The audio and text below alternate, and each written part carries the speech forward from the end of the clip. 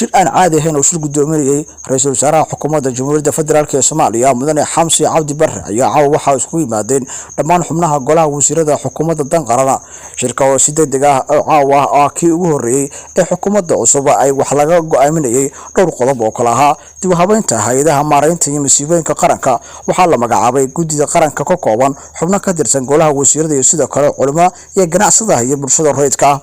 waxa dhammaan guddiyada iyo sidoo kale hay'adaha la siinaya waajibaadka iyo sidoo kale awar cad si guud ahaan hay'adaha dawliga ah iyo kuwa aan ahaynba inay u jahaystaan sidii loo gurman lahaa buuri shacabka Soomaaliyeed ee abaaruhu ay saameeyeen waxa ra'iisul wasaaraha baaq u diray qof walba oo Soomaaliyeed meel kasta uu joogo inuu ka qayb qaato gurmad degdeg ah waxa sidoo kale looga baaqayaa hay'adaha caalamiga ah inay si dhow ula shaqeeyaan xafiiska dawladda ee ka howlan arrimaha degdega ah ugu dambeyntii waxa golaha wasiirada ay bogaadiyeen howlgalka ciidamada qalabka sida ee dadka deegaanada iyo sidoo kale mas'uuliyiinta kala duwan ay ka wadaan gobolka Hiiraan guddida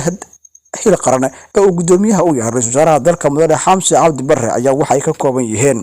ra'iisul wasaare ku-xigeenka dalka wasiirka arrimaha gudaha federaalka iyo dibadda wasiirka diinta iyo waqaafta wasiirka caafimaadka iyo daryeelka bulshada wasiirka qorsheynta iyo maalgashiga horumarinta dhaqaalaha wasiirka maaliyadda wasiirka bay'ada iyo sidoo kale isbeddelka cimilada wasiirka warfaafinta dhaqanka iyo dalxiiska